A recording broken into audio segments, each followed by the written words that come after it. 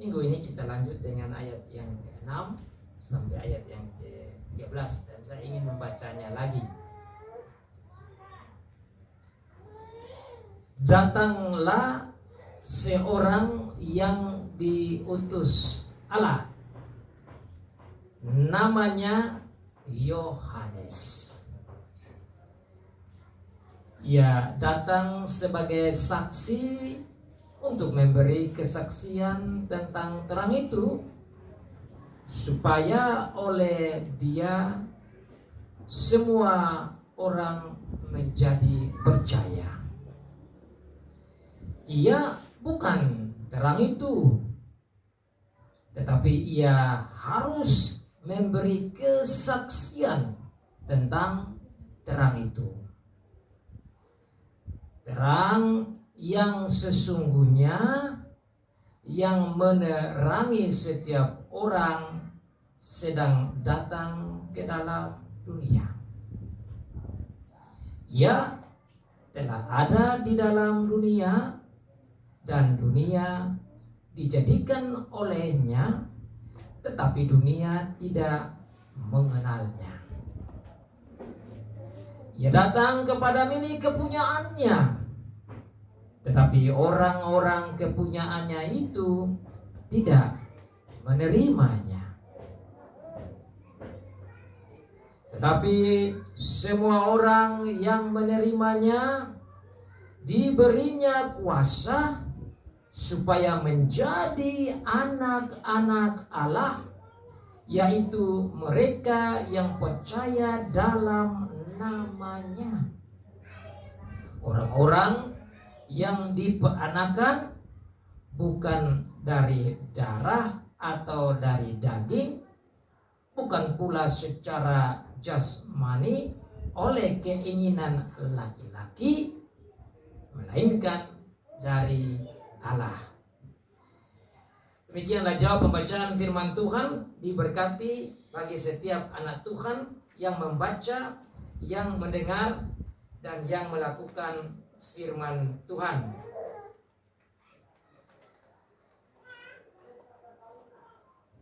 Tema khotbah kita pada saat ini yaitu Tuhan Yesus adalah terang yang sejati, bukan Yohanes. Tuhan Yesus adalah terang yang sejati, bukan Yohanes. Ada 7 poin yang akan saya sampaikan pada saat ini. Yang pertama, Yohanes sebagai manusia dikirim dari Allah. Yohanes sebagai manusia dikirim dari Allah. Nomor 2, Yohanes dikirim sebagai saksi tentang terang itu. Yohanes dikirim sebagai saksi tentang terang itu, yaitu Tuhan Yesus. Nomor 3, Yohanes bukan terang itu. Yohanes bukan terang itu. Nomor 4, terang itu, terang yang sejati itu adalah Tuhan kita Yesus Kristus. Nomor 5, Tuhan Yesus Kristus yang menciptakan dunia ini, tapi dunia tidak mengenal Dia dan menerima Dia. Tuhan Yesus datang kepada kepunyaannya, tetapi mereka tidak menerimanya. Nomor 6. Yang terakhir, siapa yang menerima dan percaya kepadanya akan diberi kuasa menjadi anak-anak Allah. Saudara, minggu yang lalu ada juga 7 poin yang kita belajar dari firman Tuhan, yang fokusnya kepada Tuhan kita Yesus Kristus, bahwa Dia adalah Allah yang sejati.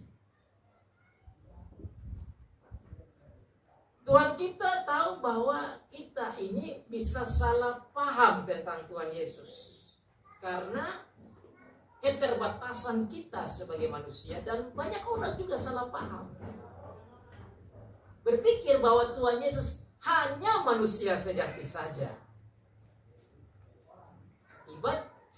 melihat Injil-Injil yang berbicara tentang atau bersaksi tentang kelahiran Tuhan Yesus sebagai manusia di kandang Bethlehem.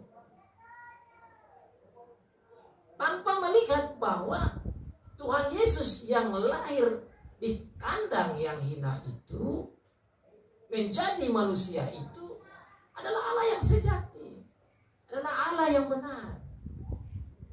Maka Tuhan menolong saudara dan saya minggu lalu untuk melihat bahwa Tuhan Yesus yang lahir di kandang yang hina yang kita peringati setiap Natal itu harus dilihat bahwa dia adalah Allah yang sejati. Supaya kita manusia mengerti bahwa dia adalah Allah yang sejati, Tuhan Yesus menggunakan Yohanes seperti minggu lalu 7 poin kita belajar. Bahwa dia adalah firman, dia ada bersama dengan Allah, dia adalah pencipta, di dalam dia ada hidup, di dalam dia ada kehidupan, keselamatan, dia adalah terang, dan dia adalah Allah. Jadi kitab Yohanes yang kita belajar garis bawahi menolong saudara dan saya untuk ingat bahwa fokus iman kita haruslah kepada Tuhan Yesus, bukan Yohanesnya. Minggu ini Tuhan mau menolong kita lagi untuk melihat bahwa terang itu bukan Yohanes. Allah itu bukan Yohanes, karena kata terang itu atau hidup itu berhubungan dengan Allah yang sejati. Jadi di dalam ayat yang kelima dikatakan bahwa datanglah seorang yang diutus Allah, namanya Yohanes. Tuhan mau memberikan perbandingan antara Tuhan Yesus sebagai Allah yang sejati dengan Yohanes sebagai manusia yang sejati dan bukan Allah yang sejati. Bagaimana kita tahu? Dalam bahasa Indonesia memang terjemahannya tidak terlalu kuat.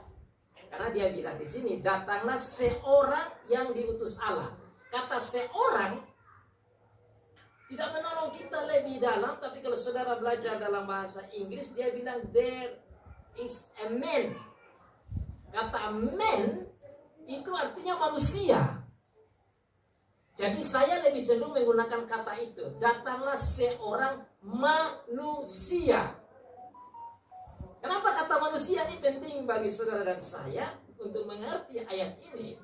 Karena kata manusia yang diarahkan kepada Yohanes itu sangat penting untuk kita memahami Tuhan Yesus sebagai Allah yang sejati. Jadi datanglah seorang manusia yang hanya manusia saja yang sejati, dibandingkan dengan dia yang tadi dalam ayat 1 sampai ayat yang kelima itu yang adalah Allah sejati, yaitu Tuhan Yesus. Jadi ayat 1 sampai ayat yang kelima fokusnya kepada Tuhan Yesus sebagai Allah yang sejati, sebagai pencipta, penebus, firman, ada bersama, hidup kekal, pencipta, Allah yang benar. Sekarang bicara tentang Yohanes yang manusia saja. Datanglah seorang manusia, dan manusia itu adalah Yohanes Pembaptis. Maksudnya kalau kita baca lain lanjut Yohanes Pembaptis, karena kita bisa bingung. Yang menulis ini Yohanes Rasul, tetapi yang Yohanes Rasul tulis ini maksudnya Yohanes Pembaptis. Nah, kenapa dikatakan datanglah seorang manusia, yaitu Yohanes Pembaptis? Karena Yohanes Pembaptis ini adalah forerunner, perintis jalan sebelum Tuhan Yesus datang.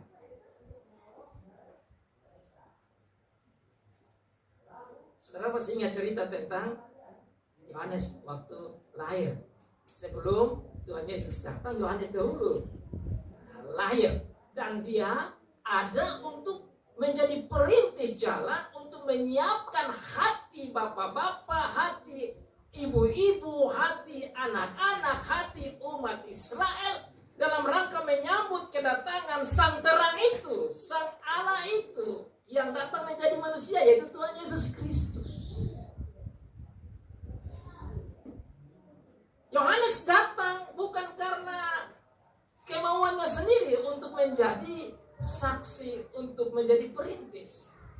Alkitab katakan bahwa Yohanes datang dari Allah. Bahasa Indonesia juga tidak terlalu dalam di sini, karena dia bilang, datanglah seorang yang diutus Allah. Di dalam bahasa asli itu dia bilang, datanglah seorang yang diutus dari Allah. Jadi Allah yang menyiapkan Yohanes Pembaptis untuk menyiapkan jalan bagi kedatangan Tuhan Yesus yang adalah Allah itu, sehingga umat Tuhan menerima Tuhan Yesus sebagai Mesias yang dijanjikan, sebagai anak Allah yang hidup, sebagai juru selamat. Sebentar, saya berharap dalam aplikasinya, dalam khotbah ini saudara harus bersyukur bahwa kita sudah luar biasa mengenal sang juru selamat. Tapi saudara tahu bahwa sebelum Yohanes datang, dia lahir dan dia jadi nabi untuk mewartakan firman Tuhan, untuk menyiapkan kedatangan Tuhan Yesus. Itu sebelum dia datang, ada selama 400 tahun itu tidak ada satu nabi pun yang muncul.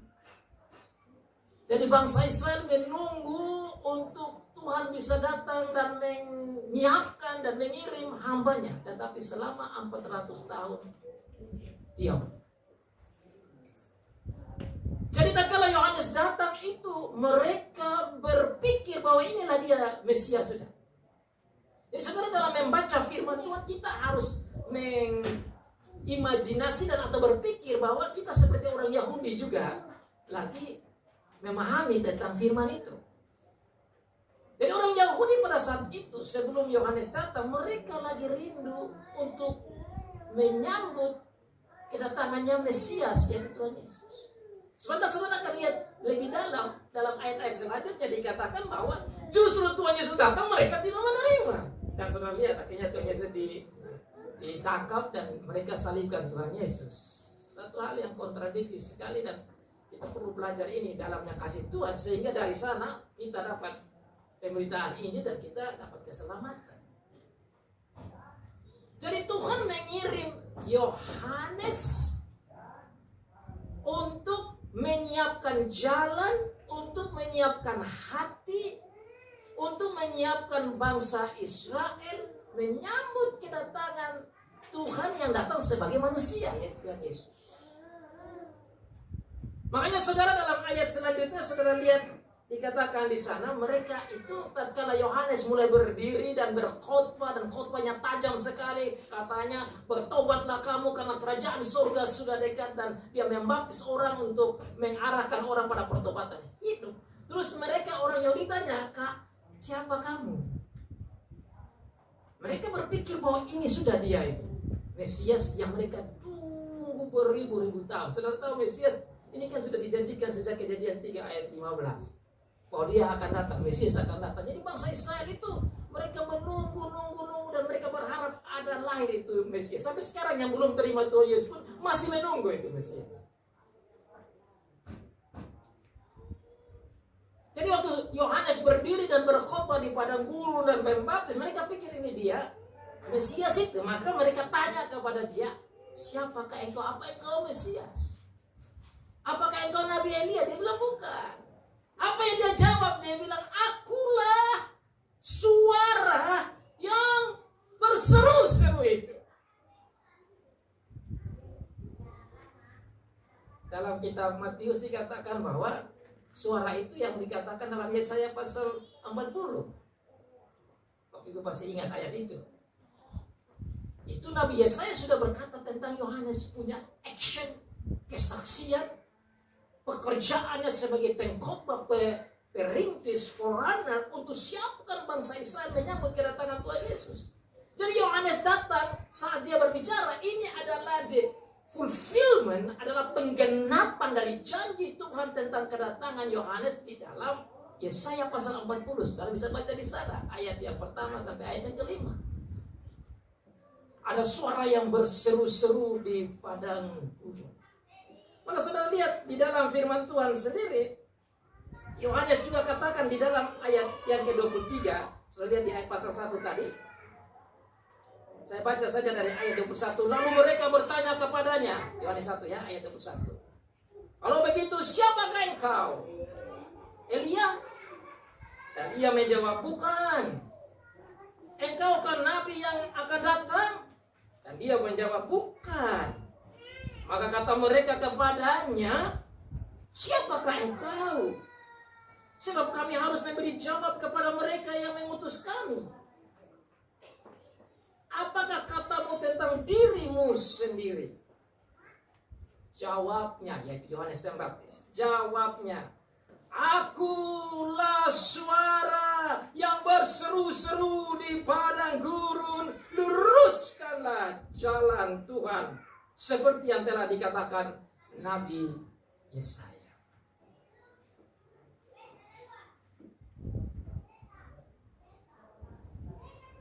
Yohanes mau katakan bahwa apa yang Tuhan sudah katakan di perjanjian lama tentang suara yang berseru-seru, luruskanlah jalan, itu adalah memang betul. Tuhan tidak janji saja, tapi Tuhan janji dan Tuhan genapi. Dan sekarang Yohanes menjelaskan kepada mereka, aku dia itu. Dengan kata ini Yohanes mau sampaikan bahwa aku bukan dia Mesias itu. Dan mereka lagi cari tahu, mereka ingin tahu kalau ini dia Mesias, ya mereka mau percaya juga. Jadi saudara, kita yang belajar Alkitab ini tidak bisa kita belajar langsung di konteks kita. Kita harus bawa pikiran kita ke waktu itu. Bagaimana orang Yahudi bercakap-cakap dengan Yohanes untuk mengerti ayat-ayat ini. Makanya saudara, kita belajar firman Tuhan sebagai pengajar firman dan pengkhotbah, kita pelayan firman ini harus menolong jemaat untuk jangan langsung mengerti maksud firman untuk saat ini atau aplikasi, tapi harus kembali apa yang dimaksud waktu itu, namanya eksplikasi, penggalian waktu itu. Kita paham dulu waktu itu. Akibatnya banyak orang salah paham Alkitab dan menafsir salah karena dia langsung memahami untuk sekarang, tidak melihat konteks waktu itu. Konteks waktu itu saat Tuhan menyuruh Rasul Yohanes menulis ayat ini, yaitu mau menjelaskan kepada saudara dan saya bahwa pada waktu itu orang-orang ingin mengetahui tentang Yohanes, di mana Yohanes datang bukan sebagai terang atau Mesias itu, tapi dia adalah manusia saja dibanding dengan terangnya adalah Allah itu. Maka di start dari ayat pertama sampai ayat 5, terang itu, firman itu adalah Tuhan Yesus. Dia itu adalah Allah. Maka bagian berikut yang datang berbicara tentang terang itu, yaitu Yohanes Pembaptis. Dia bukan Allah, dia manusia saja. Kalau tidak memahami ini, mereka akan melihat Yohanes sebagai Allah. Dan itu yang sering terjadi di dunia kita. Kita memuliakan manusia, tidak memuliakan Allah. Kita berkhotbah tentang hebatnya manusia, tidak berkhotbah tentang hebatnya Allah. Yang minggu lalu saya bilang berpusat pada manusia, bukan berpusat pada Allah. Tuhan memberitakan firman lewat Yohanes di sini. Nomor 1, Tuhan Yesus Allah dulu, ayat 1 sampai ayat yang ke-5 yang minggu lalu kita belajar. Dia adalah Allah, dia adalah firman, dia adalah pencipta, dia adalah hidup, dia adalah terang. Dia yang kesimpulannya adalah Allah yang sejati dan benar. Sekarang ayat yang ke-6 sampai 13 ini berbicara tentang dia yang diutus, yaitu Yohanes itu bukan Allah.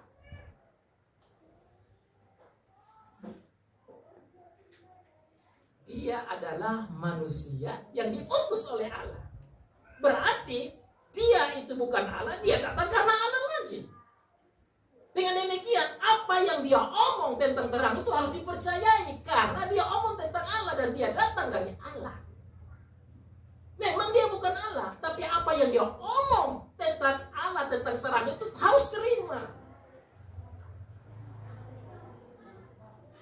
Makanya di bagian kedua, saya sampaikan bahwa Yohanes itu adalah saksi. Katakan di sana, ia datang sebagai saksi. Dia adalah manusia yang Tuhan kirim untuk bersaksi tentang terang itu.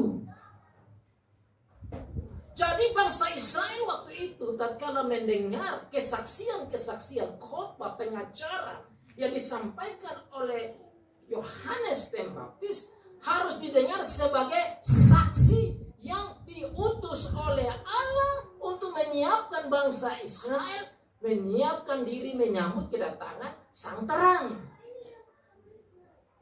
Apa maksud dari ini? Tujuannya supaya bangsa Israel mengerti the deep love of God. Dalamnya cinta kasih Tuhan kepada bangsa Tuhan. Ingat baik-baik, 400 tahun dia datang Yohanes. Datang memberitakan tentang terang itu. Tujuannya apa? Supaya mereka melihat akan kesetiaan Tuhan, bahwa Tuhan janji Mesias itu bukan hanya asal janji. Memang ini sekarang dia akan datang, tapi sebelum dia datang saya sampaikan kepada kamu. Tugas Yohanes yaitu sebagai penyaksi. Tugas Yohanes yaitu sebagai pemberita untuk menyiapkan hati umat Israel,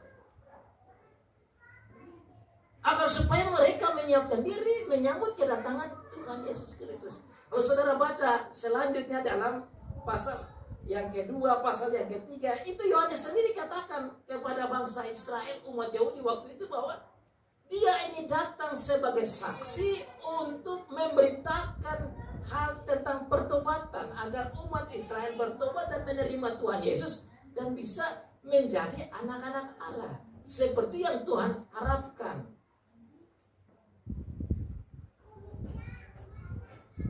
Dia datang sebagai saksi, dia memberitakan apa yang Tuhan Allah perintahkan kepada dia untuk menyiapkan hati umat Israel dalam rangka menyambut kedatangan Tuhan Yesus Kristus. Dia adalah saksi, dan kesaksiannya itu bukan tentang dirinya, tetapi kesaksiannya itu tentang terang. Kenapa dia bersaksi tentang terang? Supaya orang-orang bisa percaya kepada Sang Terang, yaitu kembali kepada Tuhan Yesus Kristus. Bukan percaya dan menyembah Yohanesnya, tetapi percaya dan menerima Sang Terang itu, yaitu Tuhan Yesus sebagai Mesias, sebagai Mesias yang dijanjikan, sebagai Juru Selamat, sebagai Allah yang datang menjadi manusia untuk menyelamatkan umat. Nah, bagi saudara dan saya saat ini, kita harus melihat bahwa Tuhan begitu baik. Tuhan begitu baik untuk bangsa Israel, dan kita juga mendapat sukacita dan kebaikan dari Allah lewat penulisan firman di sini. Maka Yohanes tatkala dia ada di bumi, tugas dia itu hanya menyampaikan berita tentang Sang Terang, tentang Tuhan Yesus Kristus itu. Dan saat Tuhan Yesus datang, dia bilang, saya bersukacita bahwa saya sendiri yang tidak mengenal dia, saya sekarang melihat dia karena Tuhan membuka matanya waktu Tuhan Yesus datang. Dia bilang, inilah dia anak domba Allah. Itu tercatat dalam ayat selanjutnya. Yohanes melihat Tuhan Yesus, dia katakan, inilah dia anak domba Allah. Yohanes bersaksi tentang Tuhan Yesus Kristus, bukan tentang kehebatannya atau dirinya yang menjadi terang. Maka dalam ayat selanjutnya dikatakan Yohanes itu bukan terang. Nomor 3, Yohanes bukan terang. Dan dari sini saudara kita belajar bahwa Tuhan itu sudah sampaikan di ayat bahwa janganlah khotbah tentang diri itu. Yohanes ini bisa saja khotbah tentang diri. Wah, ini orang luar biasa ini Yohanes ini. Sampai orang-orang Yahudi saja yang pintar-pintar waktu itu pikir dia itu nabi. Dia bisa saja karena dia punya kemuliaan tersendiri, tapi luar biasa karena memang dia diutus oleh Tuhan dan dia tahu diri. Dia hanya bicara tentang Tuhan Yesus, tentang Allah, kebaikan Allah, dan menyiapkan bangsa Tuhan mengarah pada Allah, mengarah pada terang, bukan kepada dia. Maka dikatakan, dia ini bukan terang. Siapa itu terang? Terang itu adalah Tuhan Yesus sendiri. Makanya sebelum masuk tentang siapa itu terang, Tuhan Yesus membuka akan hati pikiran Yohanes untuk tulis kepada gereja, termasuk saudara dan saya, ayat 1 sampai ayat 5. Siapa itu terang? Terang itu adalah firman. Siapa itu terang? Terang itu adalah Allah. Siapa itu terang? Terang itu bersama dengan Allah. Siapa itu terang? Terang itu ada hidup. Siapa itu terang? Terang itu bersama dengan Allah. Siapa itu terang? Terang itu adalah pencipta. Siapa itu terang? Terang itu adalah Allah.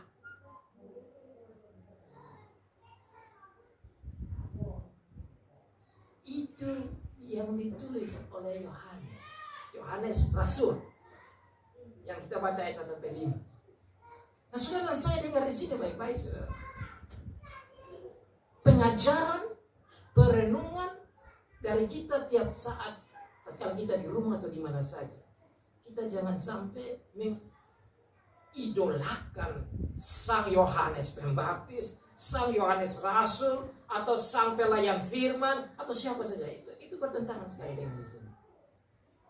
Karena ayat 1 sampai 5 omong Tuhan Yesus sebagai Allah sejati, Allah sejati, Allah sejati, Allah sejati. Sampai Yohanes pun datang, dia bilang, aku tidak bisa bahkan mau memegang dia punya sandal atau sepatu saja saya tidak layak.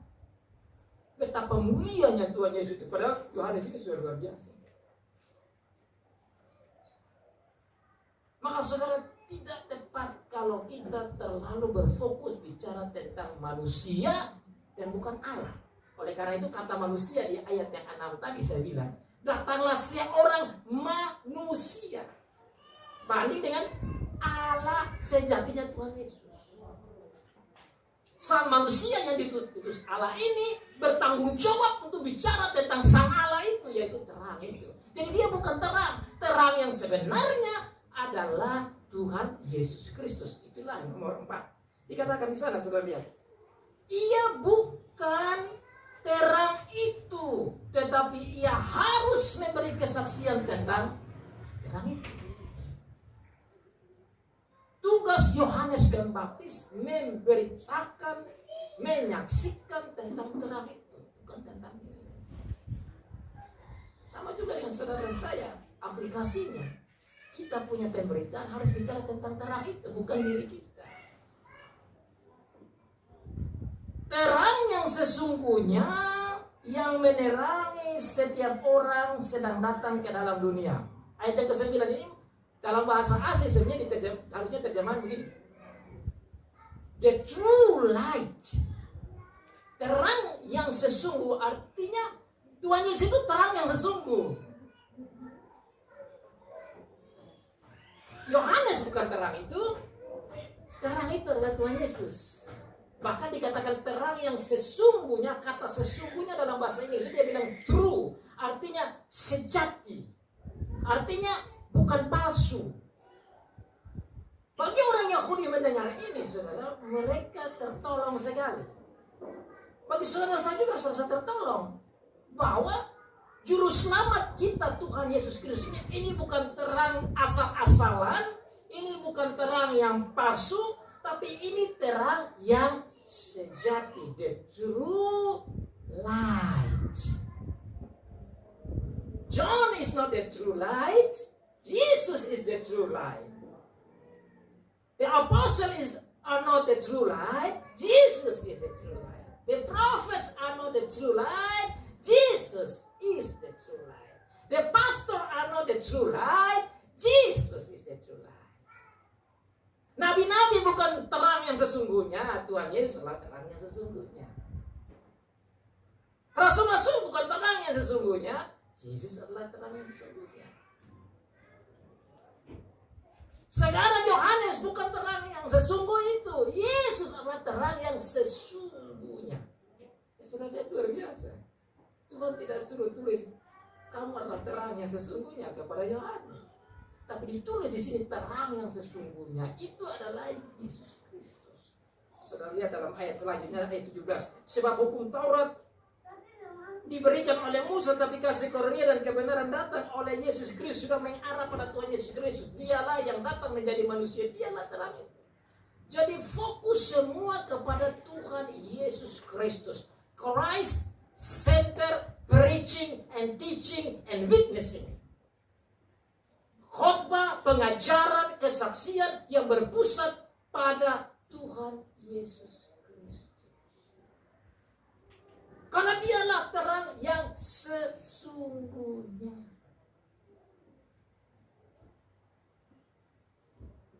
Bukan Yohanes. Saudara minggu lalu sudah dengar apa yang dimaksud yang terang. Terang berhubungan dengan kebenaran. Dialah kebenaran yang sesungguhnya. Terang berhubungan dengan keadilan. Dialah sang keadilan yang sesungguhnya. Terang berhubungan dengan kehidupan. Dialah itu kehidupan yang sesungguhnya. Makanya kalau mau cari kebenaran, di dia situ. Bukan di Yohanes. Makanya mau cari keadilan, di dia ini, Tuhan Yesus Kristus ini. Bukan di Yohanes. Makanya mau cari kehidupan yang kekal, di dia ini, terang ini, Tuhan Yesus. Bukan di Yohanes. Yohanes menggiring orang kepada terang itu. Makanya Tuhan Yesus saat di bumi dia bilang apa? I am the way. Akulah jalannya. Bukan Yohanes. Dia sendiri katakan itu. I am the way. Akulah jalannya. Sebenarnya dia mau katakan saya ini Allah. Ini saya ini Allah nih. Bukan di manusia. Bukan di Yohanes. Bukan di rasul-rasul. Saya. Semua berbicara tentang saya. Silakan buka dalam kitab Lukas. Tatkala dia mau naik ke surga, dia ketemu murid-muridnya. Dia bilang apa? Semua yang tertulis tentang aku, kitab-kitab perjanjian lama, kitab nabi-nabi semua berbicara tentang aku. Dan itu kamu sampaikan di dunia ini. Kita ini harus menjadi saksi tentang dia. Karena dialah Dewi. Dia adalah Dewi. Itu dia mengatakan bahwa saya ini terang. Mari kita bayangkan tentang terang itu. Saudara dan saya tidak akan bisa jalan kalau gelap. Saya juga jalan tapi raba-raba dan sesaat. Betul tidak? Tidak akan bisa jalan kalau kita di dalam kegelapan. Tapi tak kala terang senter atau terang lampu atau apa datang, kita mulai melihat jalan.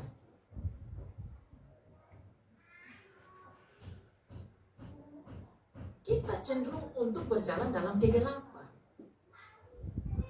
Hati kita, keinginan kita, pikiran kita, jiwa kita, diri kita ingin hidup dalam kegelapan. Setan juga mau memimpin kita dalam kegelapan. Sesama kita juga mau tarik kita ke dalam kegelapan. Sehingga jalan menuju pada kehidupan itu tidak bisa kita sampai dengan diri kita sendiri. Who is the way? We need the light. Bagaimana kita bisa dapat jalan itu? Kita butuh terang. Dan dalam gambaran hidup sehari tentu jelas. Tatkala listrik mati gelap, kita butuh senter, artinya ilustrasi terang itu. Kita butuh satu lampu supaya bisa lihat jalan. Sama juga yang mau bawa mobil gelap semua, kalau tidak ada lampu ya tak tahu ramai nabrak, sesat di jalan. Itu ilustrasinya jelas. Tatkala Tuhan bilang dia adalah terang, itu jelas. Yohanes bukan terang itu, dia omong tentang terang itu. Tapi terang itu Tuhan Yesus. Jadi kalau mau jalan supaya bisa lihat menuju pada tujuan, ya tujuan lainnya itu menuju hidup yang kekal, kita butuh sang lampu terang itu. Dan bukan lampu terang seperti senter yang pakai tiba-tiba mati, itu palsu, terang yang tidak kuat itu palsu. Semua lampu kita tidak sekuat, sehebat terang yang sejati. Makanya dikatakan di sini, He is the true light. Dalam bahasa asli itu Tuhan Yesus adalah terang yang sesungguhnya, berarti terang di dalam dia ini tidak akan mati. Bukan terang yang palsu yang dibuat oleh manusia. Matahari pun nanti akan hilang. Tapi juru selamat kita yang adalah terang ini adalah terang yang sejati. Dan karena dia adalah terang yang sejati, maka di dalam dia kita melihat jalan. Dari aja connect dengan Tuhan Yesus bilang, I am the way. Akulah jalan. Kenapa? Ya di dalam dia dalam terang. Jadi saudara dan saya, kalau mau jalan di dalam jalan yang menuju pada tujuan, ya harus memiliki terang itu. Kalau tidak, kita jalan dalam kegelapan. Mari saudara, saya ajak kita lihat apa percakapan Tuhan Yesus dengan Nikodemus yang juga gelap-gelap. Tuhan Yesus buka jalan, kasih dia. Percakapan Tuhan Yesus sangat dalam dengan Nikodemus. Mari kita lihat di pasal 3, Yohanes pasal 3. Tatkala Tuhan Yesus bercakap-cakap dengan Nikodemus tentang lahir baru, kemudian dia berbicara selanjutnya bahwa dia harus lahir baru, artinya bertobat, dan dia harus datang kepada Tuhan Yesus. Harus percaya dia sebagai anak Allah, as the Son of God, because only in Him, as the Son of God, you have the everlasting life. Engkau akan dapat keselamatan yang kekal itu kalau engkau percaya kepada anak Allah.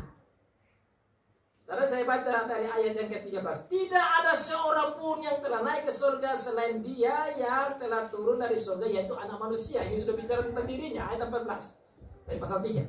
Dan sama seperti Musa meninggikan ular di padang gurun, demikian juga anak manusia harus ditinggikan, supaya setiap orang yang percaya kepadanya beroleh hidup yang kekal. Ini Tuhan Yesus punya kata-kata ini.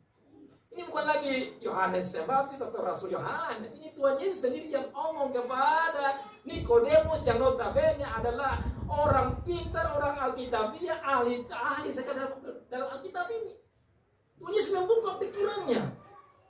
Mau selamat, engkau harus percaya kepada anak manusia itu. Sama seperti Musa meninggikan ular di padang gurun, demikian juga anak manusia harus ditinggikan, supaya setiap orang yang percaya kepadanya beroleh hidup yang kekal.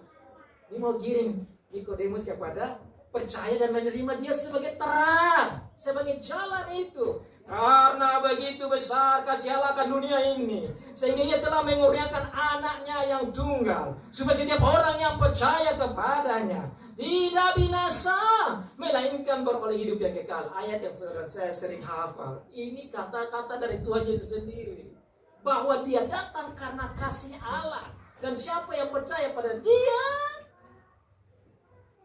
memperoleh hidup yang kekal, tidak binasa. Artinya siapa yang percaya kepada dia, melihat jalan itu dan menuju pada tujuan itu, dia tidak akan menuju pada kebinasaan. Sebab Allah mengutus anaknya ke dalam dunia ini bukan untuk menghakimi dunia, ayat 17, melainkan untuk menyelamatkannya oleh dia.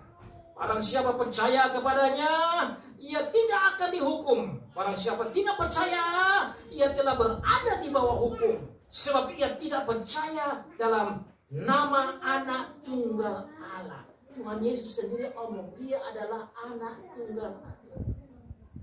Jelas, dia sendiri omong, dia adalah Allah itu. Dan harus percaya kepada dia. Jadi bukan saja Yohanes yang berbicara tentang dia, dia juga bersaksi bahwa dia memang anak tunggal Allah. Dia itulah terang itu. Lewat dialah dapat keselamatan. Dan inilah hukum Taurat, hukuman itu ayat 19, terang telah datang. Lihat ini, kata terang muncul. Apa itu terang? Terang itu bawa kehidupan.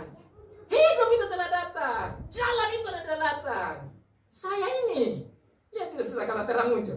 Terang telah datang ke dalam dunia, tetapi manusia lebih menyukai kegelapan daripada terang, sebab perbuatan-perbuatan mereka adalah jahat. Tuhan Yesus omong sendiri. Yang tadi saya omong ini Tuhan Yesus juga bicara. Kita mau pada kegelapan. Oleh karena kecenderungan kita, tatkala jatuh dalam dosa, kita cenderung kepada kejahatan. Maka Tuhan menolong kita dengan mengirim anaknya yang tunggal, supaya memberi terang kepada kita, supaya kita melihat itu jalan menuju pada kehidupan itu. Di dalam terang itu terlihatlah jalan itu, yang di dalam jalan itu ada kebenaran. Karena kebenaran itu equals terang. Hanya orang yang berbuat jahat saja yang main-main di gelap. Tapi orang-orang yang berbuat jahat tidak mungkin dia dalam terang. Maka orang-orang dalam terang, mereka membuah-buahkan kebenaran. Dan mereka yang membuah-buah kebenaran itu hanya bisa kalau ada di dalam terang. Maka harus percaya pada terang itu. Supaya terang itu menyinari kehidupan orang-orang yang sebelumnya gelap. Orang-orang yang gelap itu bisa bercahaya. Seperti sang terang itu bercahaya. Bercahaya apa? Bercahaya dalam kebenaran. Makanya itu bilang apa? I am the way. That is the light. And I am the truth. That is the life righteousness. Saya adalah jalannya dan terangnya. Dan di dalam jalan yang terang ini, saya juga kebenaran itu. Jadi mau mendapat kebenaran, harus dalam saya. Bangsa Yahudi harus menerima dia, supaya bisa jalan dalam kebenaran. Makanya Rasul Yohanes mencatat di sini, Yohanes harus menyiapkan bangsa Israel untuk menyiapkan hati mereka menyambut sang terang itu. Hati mereka siap supaya dia datang, dia diterima. Dan mereka bisa jalan di dalam terang dan di dalam kebenaran supaya sampai pada hidup. Maka 3 poin penting yang Yesus omong dalam Yohanes pasal 14 ayat 6. I am the way, I am the truth, I am the life. Cocok, saudara. Aku adalah jalan dalam terang, akulah kebenaran dalam terang, dan saya membawa kamu kepada hidup. Akulah jalan dan kebenaran dan hidup. Basta, saudara. Bukan Yohanes Pembaptis, Tuhan Yesus Kristus. Ini saudara, aplikasinya untuk kita apa ya? Saudara kita yang hidup, kita kan bukan orang Yahudi, kita bukan orang Israel asli. Kita ini dijangkaukan saja. Tapi syukurlah kita dapat penderitaan seperti begini. Kita dimasukkan dan boleh menerima dia, sehingga kita bisa lihat itu terang dan berjalan dalam terang dan menuju pada hidup itu di dalam dan oleh dia, bukan kitanya. Sayangnya waktu sang terang itu datang, dia menciptakan dunia sebagai miliknya. Dalam ayat selanjutnya, poin selanjutnya, miliknya itu tidak menerima dia. Dan betul waktu dia datang, mereka menolak dia. Dan sampai sekarang juga masih ada yang menolak dia. Tetapi syukur saudara dan saya tidak menolak dia. Makanya adalah gereja ini. Ada gereja-gereja kumpulan orang percaya. Terang itu ada, sudah ada di dunia sebagai pembuat dunia ini dan pencipta manusia itu. Dia datang, tetapi orang-orangnya tidak menerima dia. Kembali pada teks kita. Ia telah ada di dalam dunia, dan dunia dijadikan olehnya, tapi dunia tidak mengenalnya. Ia datang kepada milik kepunyaannya, tapi orang-orang kepunyaannya tidak menerima dia. Ini satu kontradiksi, saudara. Pemilik barang yang memiliki barang atau manusia, tapi manusia yang dimiliki oleh pemilik tidak menerima dan mengenal. Apa yang kita bisa pelajari dari sini? Kita pelajari bersama bahwa Tuhan mau katakan bahwa you are mine, I love you, I come to you, I want you to be with me, but you refuse me. Engkau adalah milikku, saya datang kepada engkau, engkau adalah kepunyaan, tapi kenapa engkau menolak saya? Bangsa Israel menolak dia sampai dia disalibkan, sampai dia mati. Itu kan bukti bukan orang luar, orang sendiri. Nah, ini bukan saja bagi bangsa Israel, tapi saudara dan saya, kita ini punya anak, punya istri, punya suami, punya apa saja di dalam rumah tangga kita. Jangan sampai ada dalam kita juga yang bersikap seperti begini. Ini tanggung jawab kita sama seperti Yohanes untuk bersaksi, untuk sampaikan kepada suami, istri, anak kita, untuk fokus kepada Tuhan Yesus as the way, the truth, and the life. Kita harus menolong keluarga kita untuk melihat ini, dan jangan sampai ada dari keluarga kita yang tidak menerima dia sebagai sang terang. Karena kalau tolak dia sebagai terang, mereka jalan dalam kegelapan dan semua ikuti saja. Pasti orang-orang seperti begitu akan jalan terus dan cinta tinggal. Hanya kalau kita dibimbing kembali kepada Sang Terang.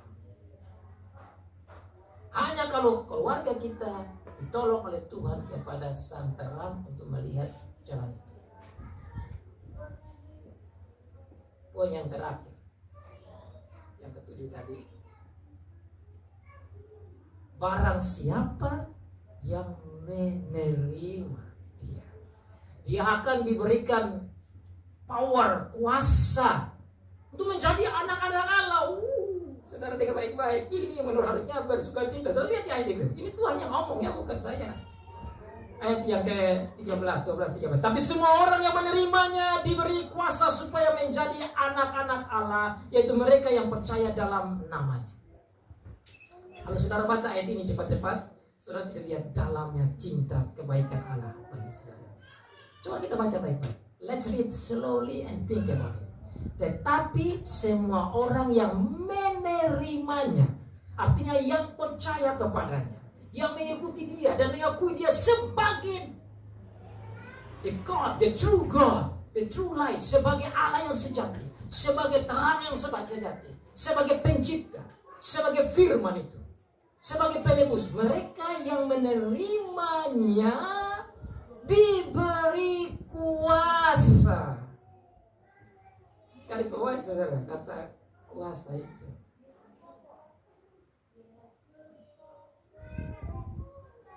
Siapa yang tidak mau dapat kuasa? Kuasa di dunia saja, ini jangan bilang kuasa besar-besar seperti kuasa pemerintah atau apa. Hanya bilang kuasa jaga kita punya rumah kecil saja, kita sudah senang-senang. Kasih motor, ini kamu kuasa itu motor ya, kan senang toh. Sebentar motor rusak juga masih senang karena dapat kuasa itu. Kasih motornya anggaplah tidak terlalu baik, itu juga sudah senang. Nah, ini kuasa, ini bukan dapat terima motor atau mobil atau pesawat yang hancur juga.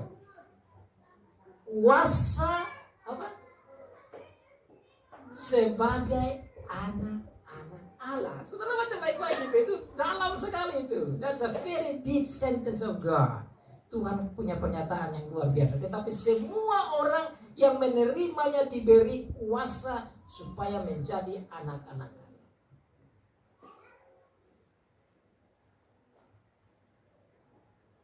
Itu berarti sebelumnya bukan anak-anak Allah. Dan yang betul, kita ini bukan anak-anak Allah. Tatkala manusia jatuh dalam dosa saat itu, semua anak-anak Adam tidak lagi menjadi anak-anak Allah. Cenderungnya ikut iblis punya mau. Saudara boleh buka saja Kejadian pasal 6, omong jahat terus. Karena begitu banyak jahat setelah kejatuhan itu, sampai Tuhan menurunkan air bah. Karena begitu jahatnya anak-anak Adam dan Hawa itu. Saudara buka lagi di dalam Kejadian pasal 8 ayat 21. Waktu Nuh ini sudah keluar, dia memberikan persembahan. Tuhan bilang, saya tidak akan menghukum dunia ini karena memang kecenderungan manusia itu kepada kejahatan sejak kecil. Bahkan Mazmur pasal 51 katakan, bukan saja sejak kecil seperti anak kecil, sejak dalam kandungan kecil dalam perut mama itu dalam dosa. Berarti gelap toh. Jadi kalau sudah gelap begini, bagaimana jalan keluarnya? Tidak ada, harus Allah sendiri yang datang kasih the way, jalan keluar. Nah, the way ini dalam Tuhan Yesus ini baru kita bisa diangkat kembali menjadi anak Allah, tidak lagi jadi anak iblis. Nah, kita tidak mau kita punya anak kita jadi anak iblis toh. Kita tidak mau. Kita harus mau supaya diri kita dan anak-anak kita dan suami dan istri dan siapa saja dekat dengan kita harus menjadi anak-anak Allah. Tapi bagaimana caranya? Untuk bisa menjadi anak-anak Allah, kata Tuhan, harus terima Tuhan Yesus sebagai Allah yang sejati. Makanya di gereja kita ini mendidik anak-anak kita di sekolah minggu, tujuannya supaya mereka mengerti tentang terang itu. Makanya di gereja setelah anak ini bertumbuh-tumbuh, dia harus berdiri di sini dan mengaku imannya. Mengaku iman apa? Mengaku bahwa dia adalah terang itu. Dia adalah my savior. Itu juru selamat saya. Maka saudara harus bersedia hati seandainya ada anak-anak kita yang arahnya menuju pada kegelapan, dalam arti tidak pegang keselamatan dalam Tuhan Yesus. Kita harus berdoa, kita harus memohon supaya mereka ada di dalam terang ini, karena dari situ mereka diangkat menjadi anak-anak Allah, saudara dan saya. Ayat yang selanjutnya dikatakan bahwa dia angkat menjadi anak-anak Allah itu bukan keinginan laki-laki, dalam arti perempuan juga, dalam mama dan bapak. Bukan lahir sebagai anak-anak jasmania, tetapi anak-anak Allah secara rohani, secara spiritual. Saudara dan saya dan turunan kita menjadi anak-anak Allah. Apa pentingnya menjadi anak-anak Allah? Dengan berkata bahwa anak-anak Allah, dan dihubungkan dalam kalimat terakhir, bukan keinginan seorang laki-laki melainkan dari Allah. Saya melihat bahwa Tuhan ini dengan firman ini mau sampaikan kepada kita bahwa we are one great amazing family. Kita adalah satu keluarga yang besar dan mulia dan luar biasa. Itulah persekutuan orang percaya itu bagaikan keluarga. Dan ini cocok di orang kita di Indonesia, karena kita disuka pegang suku, keluarga, klan itu kuat sekali. Sayangnya kita lebih kuat ke klan, keluarga, suku, begitu kuat, tapi tidak melihat bahwa kekuatan rohani itu jauh lebih penting dari kekuatan klan, suku, tribe, dan sebagainya. Kalau kepala suku panggil semua rame-rame, mau acara nikah apa semua, waduh kita rame di sana. Tapi kalau Tuhan lewat hambanya panggil bahwa kita keluarga, anak-anak Allah, hati berat, hitung-hitungan. Ini maksudnya saudara renungkan. Kita yang di dalam Tuhan Yesus, kita harus renungkan baik-baik. Yang menjadi anak-anak Allah oleh karena kemauan Allah, harus kita paham supaya tatkala kita bersekutu sebagai keluarga Allah begini, itu harus ada konsep yang jelas sebagai saudara dalam Allah, dan Allah adalah Bapa kita. Bapa panggil mau ketemu dengan anak-anaknya. Ini pertemuan antara Bapa dan anak-anak yang dalam gereja itu. Di rumah juga sama. Sebagai keluarga kita ibadah itu adalah persekutuan antara Tuhan dengan Bapa. Saudara juga waktu baca firman dan renungkan, itu adalah persekutuan antara saudara dengan Bapa. Kalau firman Tuhan katakan bahwa dia angkat menjadi anak-anak Allah, dan itulah kehendak Allah, maka dia mengatakan, I am your father. Akulah Bapamu. You are my children. Engkau adalah anak-anakku. Because of my son. Karena anak saya Tuhan Yesus Kristus itu. Yesus Kristus itulah yang membuat kamu diangkat menjadi anak-anak. Saya kalau bicara tentang ini, saya ingat aja, siapa yang tidak mau senang kalau tiba-tiba presiden bilang, kamu saya angkat jadi anaknya. Waduh, cerita besar, berikan kesaksian hebat-hebat. Biar dia lapar pun dia ngomong terus, dia beri kesaksian terus. Tapi siapa dari kita yang mau buat seperti begitu kalau dia dengar seperti ini bahwa dia juga adalah anak-anak Allah? Itu ilustrasi saya kira bagus sekali. Betul tidak? Kalau kita diangkat oleh orang besar yang kaya raya, kita senang dan cerita terus, omong-omong terus tentang itu. Tapi kita tidak suka banyak waktu ambil untuk omong bahwa kita adalah anak-anak Allah. Kita tidak bangga bahwa kita adalah anak-anak Bapa. Kita juga tidak bangga bahwa kita adalah keluarga besar Bapa. Kita tidak bangga bahwa kita ini adalah satu persekutuan keluarga Bapa. Apa yang saya renungkan ini saudara, saya kembali pada khotbah saya dalam kitab Kejadian. Kitab Kejadian saudara, Kejadian 1 ayat yang ke-26, 27. Bahwa manusia itu diciptakan menurut apa? Gambar dan rupa Allah.